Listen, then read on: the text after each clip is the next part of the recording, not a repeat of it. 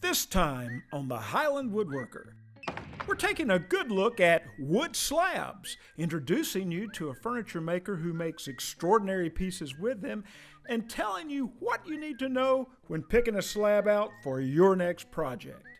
Plus, Fine Woodworking Magazine's Matt Kinney has the finer points of making miters without a table saw and without tear out. Decided that I was going to switch gears, and the furniture thing somewhat fell in my lap. Meet the former Nashville music man who now prefers tuning up his woodworking instruments instead. Spend a moment with furniture maker and marquetry expert Worth Squire. These stories and more this time on the Highland Woodworker. Hello, I'm Charles Brock, and I'm a Highland Woodworker. I just love coming to Highland Woodworking in Atlanta, Georgia. It's where I get my fine woodworking tools and a great woodworking education. Well, hello, Ed Sin. Hey, Chuck, how's it going? Oh, it's going great. Nice to see you. Ed, I have a student who's learning to cut dovetails. He's in the market for a fine dovetail saw. Have you got something that would help? I think we'll have just the saw for him. We have some amazing saws by a company called Bad Axe, and they make an amazing dovetail saw. That sounds great. But first, we're at Little Branch Farm, where my friend Kelly Maxwell has a great selection of slabs for woodworkers. He builds his own wonderful furniture, but he can sell them to you too. Let's go inside and see what he has for us today.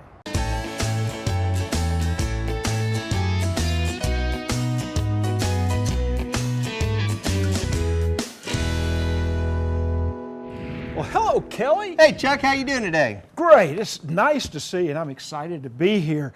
Good to have you. Look at this. Yeah, that's a Claro walnut dining room table there. Well, natural live edge. It is just beautiful. The live edge and the big slab of wood. Now, slabs have been around Forever, a long man. time. They go back to even ancient Greece. They've had slab furniture was actually in some of the homes they found in ancient Greece, remnants of it. And in the last century, George Nakashima kind of brought it to the forefront as he would work with a slab like this by hand to release its soul, I guess. Correct, correct. George did a great job in actually bringing it out to the forefront in mid-century design.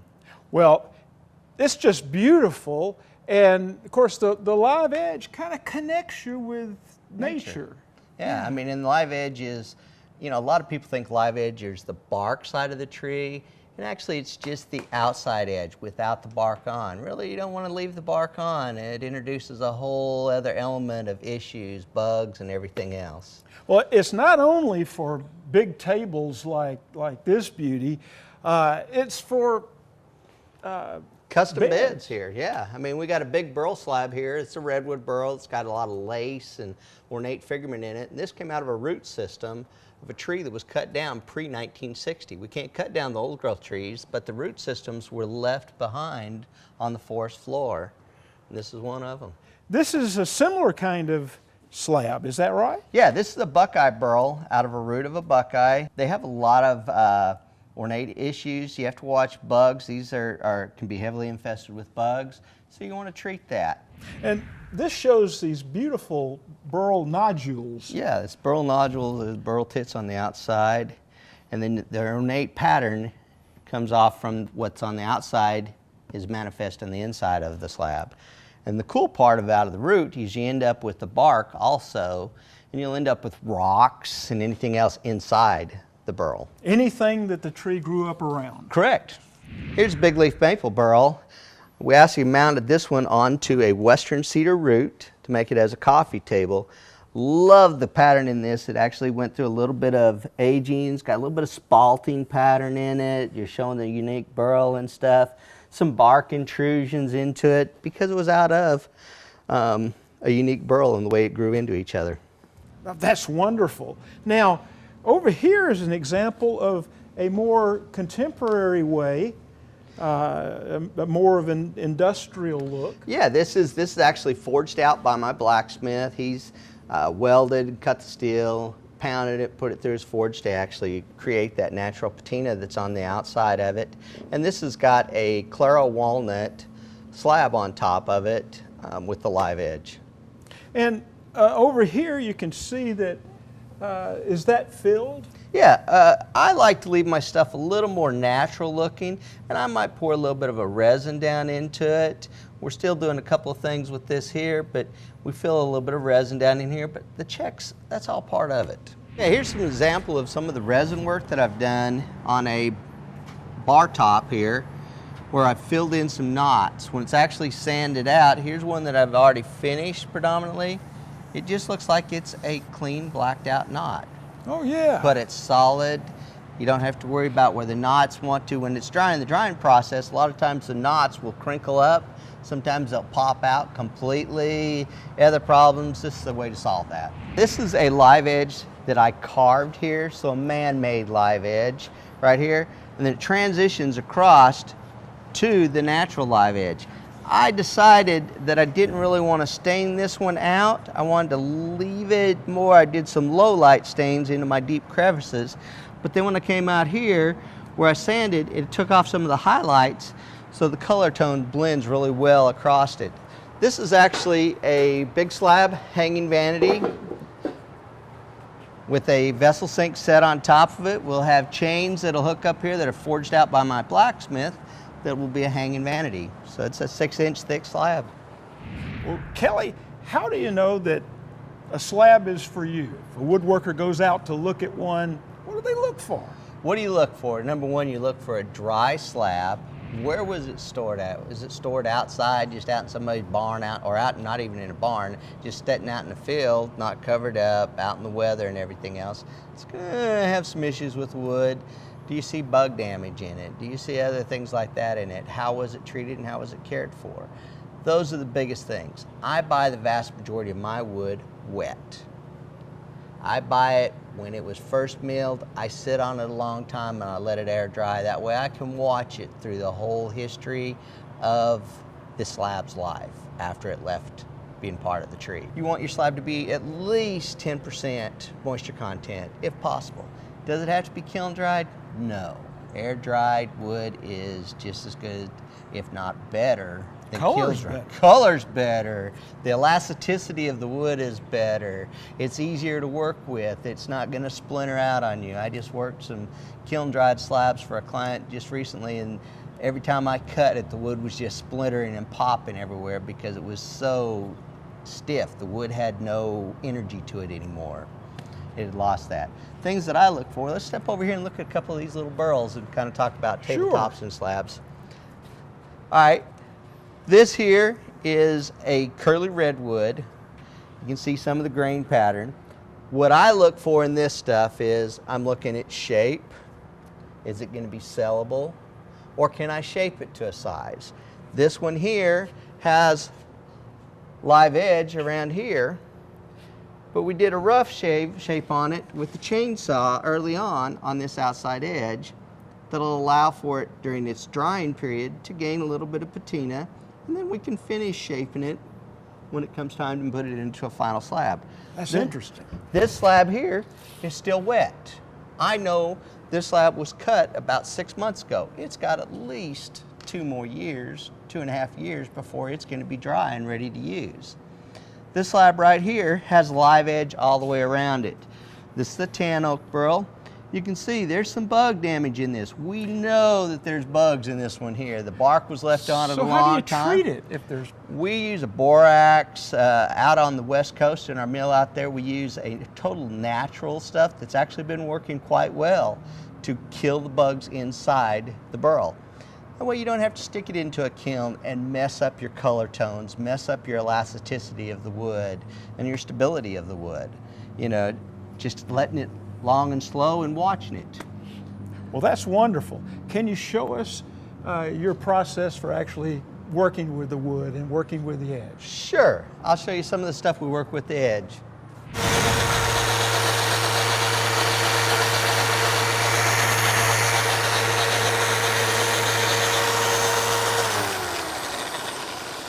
What you want to do is you want to let the machine do the work. You're following the natural contours, or I'm looking at what I'm seeing over here, and I'm creating an edge that's similar. I still got a lot of work to do on this to get it to where I would want it to be, but I can make something that's very similar to the rest of the edge of the tree.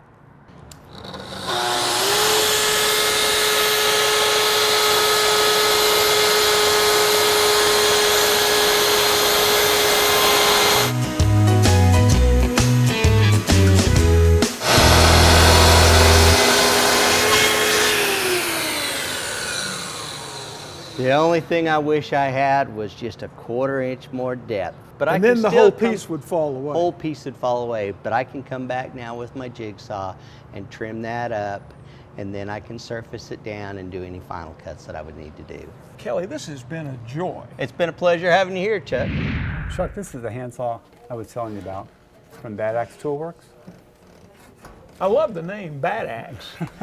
Yes. 12-inch dovetail and small tenon saw with 14 points per inch.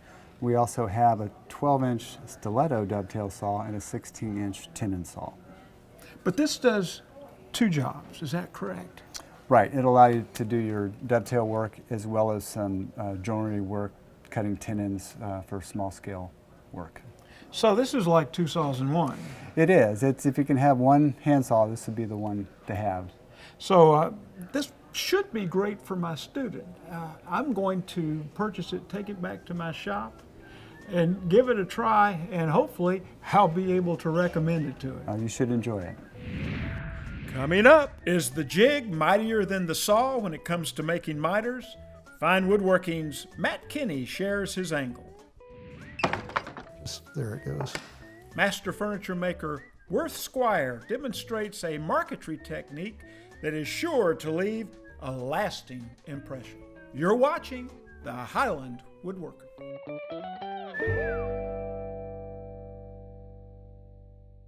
I'm just an average, down-to-earth woodworker. On a scale of 1 to 10, I'm probably about a 5.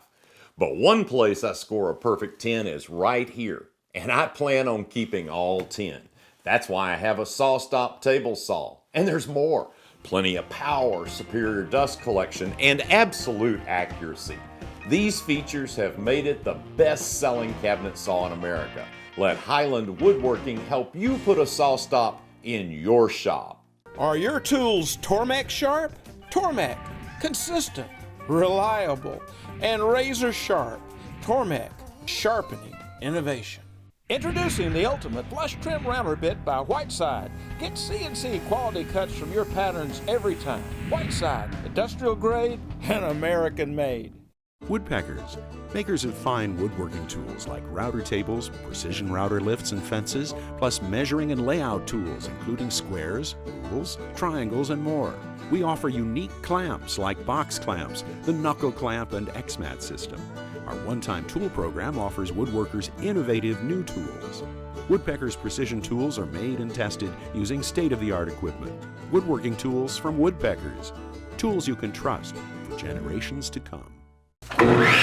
Woodworkers count on American-made forest saw blades for smooth, quiet cuts every time, without splintering, scratching, or tear-outs. The famous Woodworker 2 is the all-purpose combination blade. But for special cuts, Woodworker 2s are available for cutting dovetails, for flat-bottom joinery. A 30-tooth blade is perfect for ripping, a 48-tooth blade for superior cross cuts, and a finger joint blade set. There is a perfect Forest Woodworker 2 for every table saw cut. Highland Woodworking has been a leader in woodworking education for more than 30 years. They offer all kinds of woodworking classes year-round, ranging from how to hand-cut dovetails and mortises to how to sharpen a plane or a chisel, how to build a cabinet, a chair, or a bookcase, or how to turn a wooden bowl. There are classes on wood finishing, French polishing, and even antique furniture restoration. For a list of upcoming classes that may interest you, just look in their catalog or go to highlandwoodworking.com.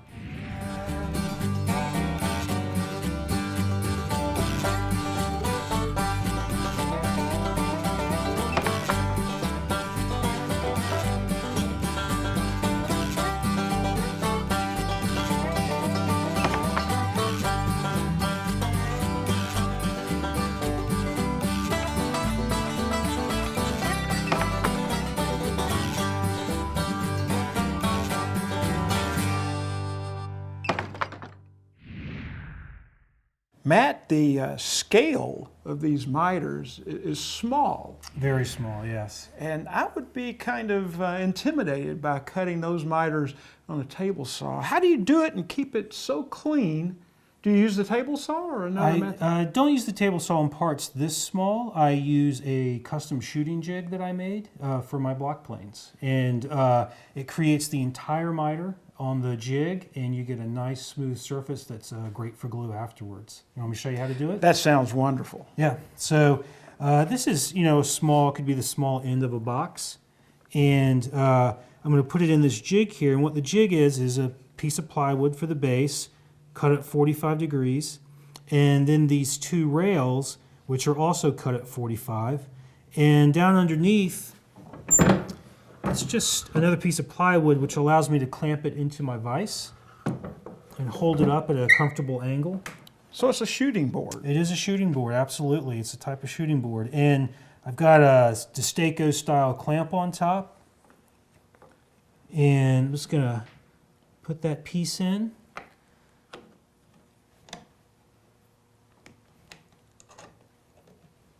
Clamp it down. And I normally use two different block planes when I'm doing this. I use a small apron plane set for coarse shaving to waste away most of the material quickly.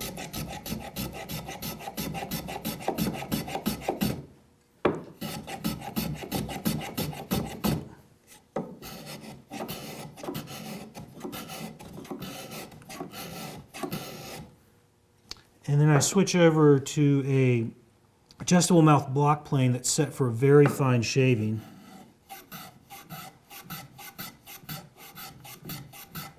Maybe too fine right there.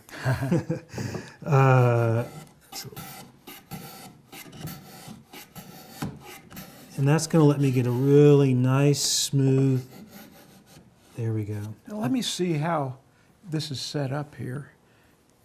Now that is a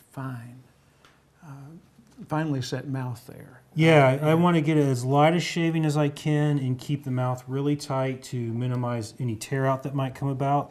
But a sharp block plane on end grain, usually there's no tear out or any even chip out on the back edge because of the way the jig is set up. There's always a sort of zero clearance effect there, so you're keeping the grain intact. And these miters that you end up with are very smooth, cleaner than I can get from a table saw blade, and the point is always sharp with no tear out. So when you bring that together in a box, you get a nice clean miter that is gap free and glues up wonderfully. And that'll make you smile. Every time it does. Yeah. Yes. Thank you so much. No problem. To me, the holy grail of the whole thing is to build something nobody's ever seen before. A moment with master furniture maker Worth Squire when we come back. You're watching the Highland Woodworker.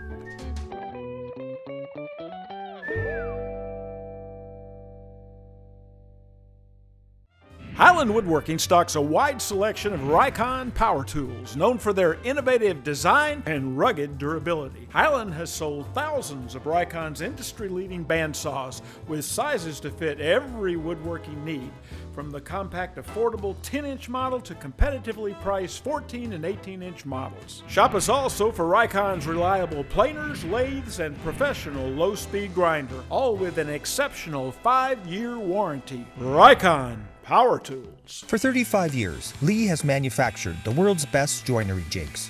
From our award-winning dovetail jigs and mortise and tenon jigs, to newer innovations like router table jigs.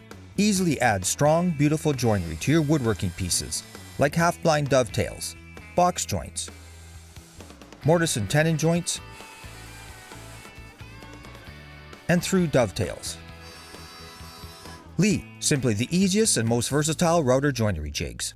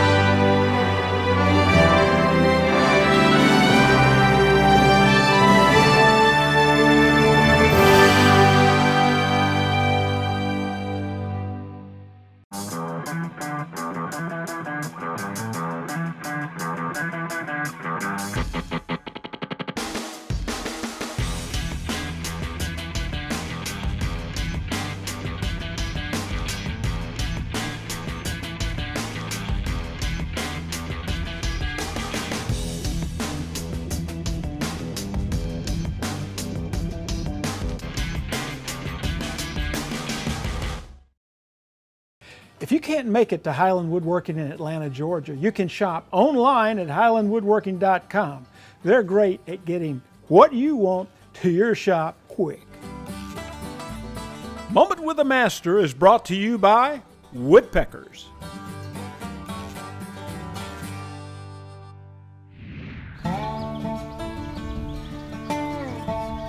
Tucked in the hills of Middle Tennessee sits Worth Squire's workshop, an impressive space with plenty of precision tools to assist an amazing artist. Although Worth always had a knack for building things, the music bug bit him first.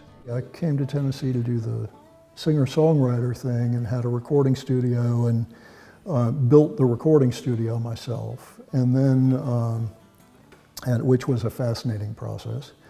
And then I had sold a couple of businesses, and Elizabeth and I had moved out to the country and decided that I was going to switch gears, and the furniture thing somewhat fell in my lap. A fortunate encounter with world-renowned period furniture maker Alf Sharp completely changed everything.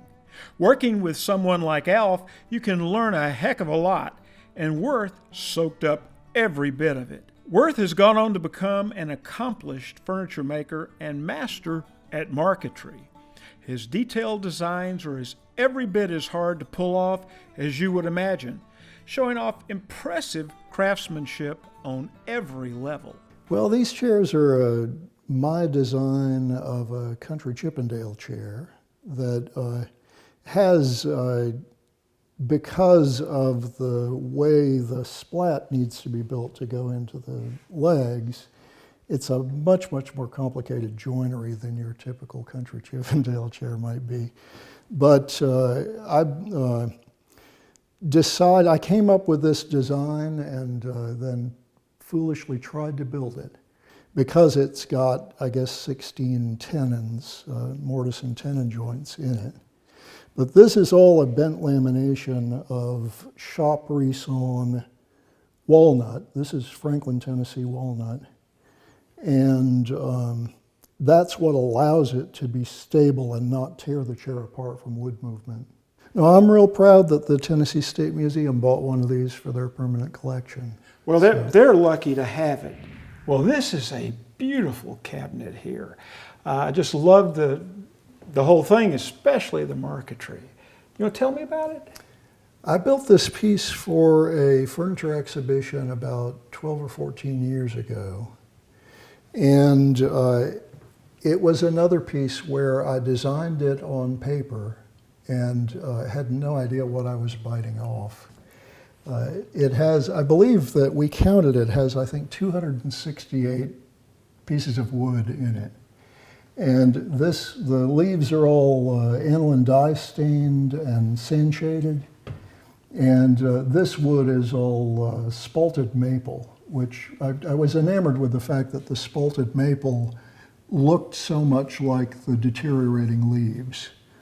And I particularly love, every now and then there's some serendipity where you get something that just really works. And this part right here with the shadow of the stem across that just really, I'm sometimes amazed that I managed to do that. Then of course there are other parts of it that I don't want to point out. Well, I bet when little Worth Squire went to elementary school, I bet you had already started doing some of the things that made you into such a craftsman.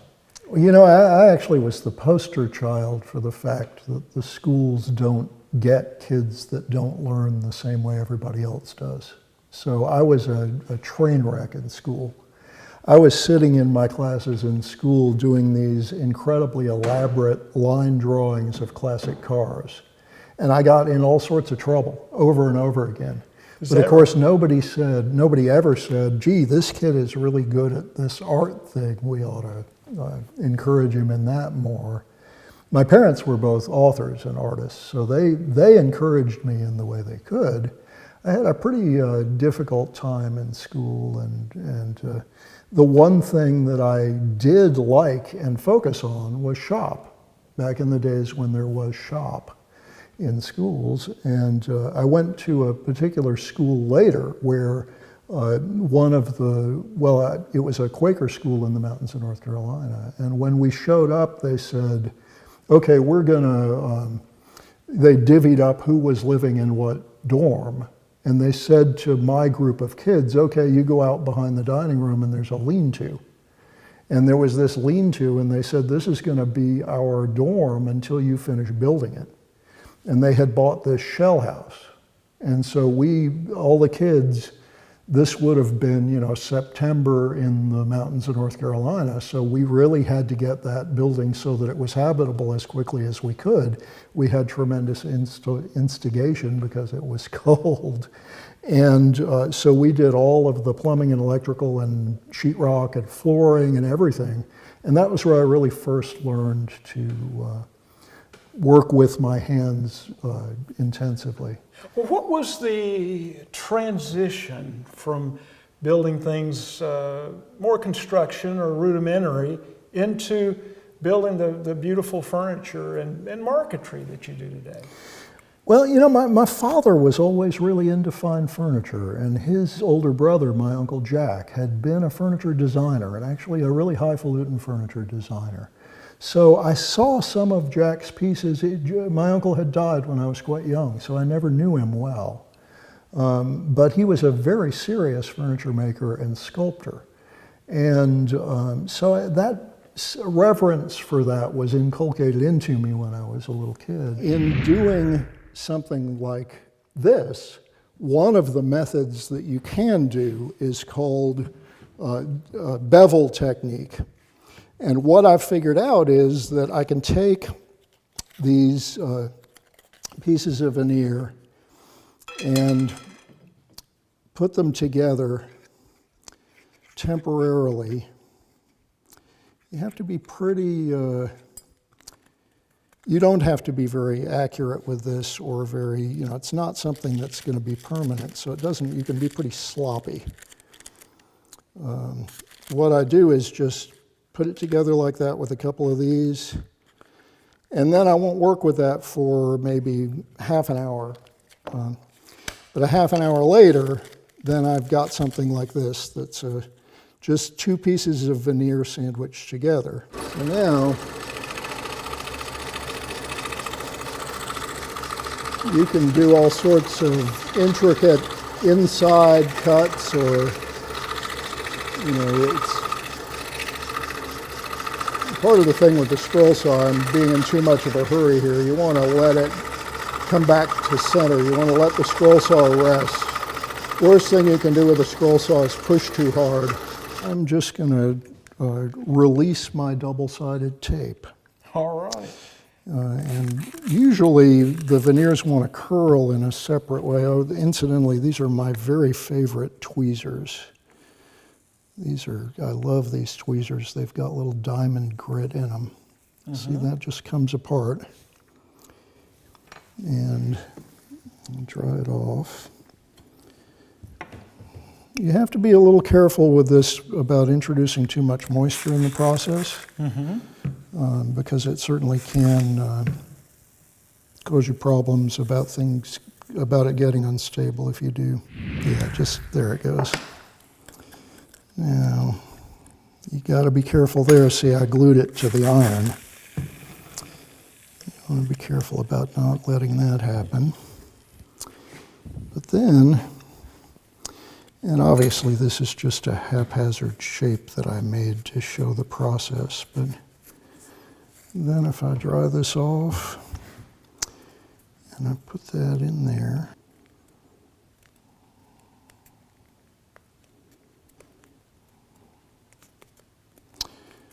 so it fits just like a glove.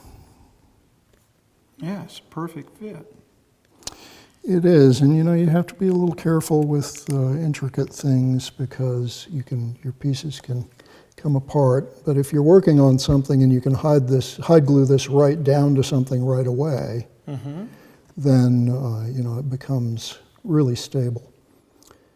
But so I used this process. One of the things that you can do with this is you can then take these pieces and put them again on another piece of backing veneer, and you can do another piece of the bevel technique to make a very fine point in something. Like if you come in this part and you do another piece right in here, you'll get a very, very fine point in this by inlaying another piece alongside it.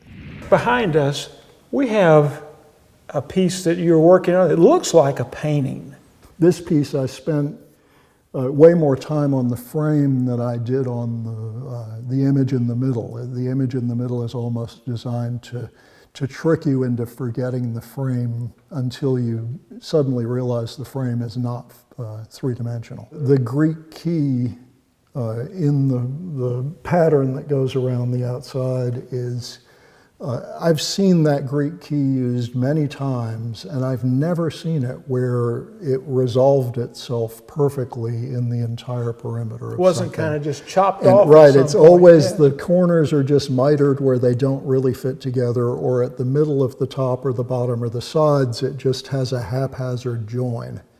And I set my mind to the idea that I wanted to make that Greek key resolve itself completely around. And I succeeded in doing it, but I almost sent for the men in the white coats, or my wife almost sent for the men in the white coats before I was done, because it was quite a process. From perfecting framed art design to crafting an accurate New Lebanon rocker, Worth Squire's wide variety of wonderful work continues to open eyes and turn heads. You know, to me, the holy grail of the whole thing is to build something nobody's ever seen before.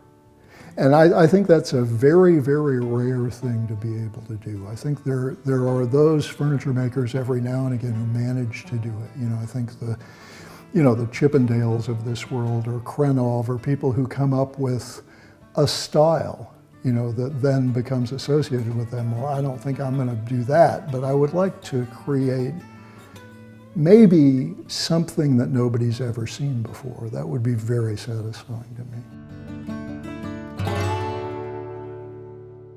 Well, this is the 12-inch Bad Axe saw. It's a dovetail saw. You can also cut a tenon cheek with it.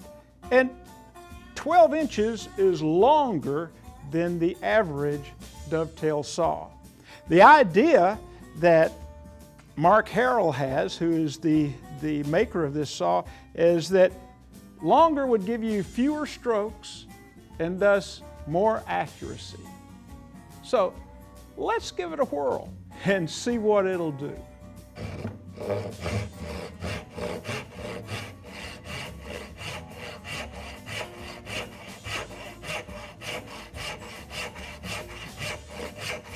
That's excellent. What I love about this saw already, just doing some test cuts, is I love the length, 12 inches. I think Mark Harrell is right. It gives you a little bit more. And that helps you with your accuracy. Also, just like Isaac Newton found out, gravity can work for you. And the weight of the saw helps to make those nice straight cuts. So I know my student is going to enjoy it. And I really like the Bad Axe 12-inch dovetail and small tenon saw. Improve your woodworking experience. Sign up for Wood News Online, a monthly newsletter showcasing the latest news, tips, and classes Highland Woodworking has to offer. By signing up, you'll receive the latest episode of the Highland Woodworker, special store promotions, and Wood News Online delivered straight to your inbox. Sign up today. Well, that's all the time we have for this episode. Follow us on our social media channels as well. And until next time, I'm Charles Brock, and I'm a Highland Woodworker.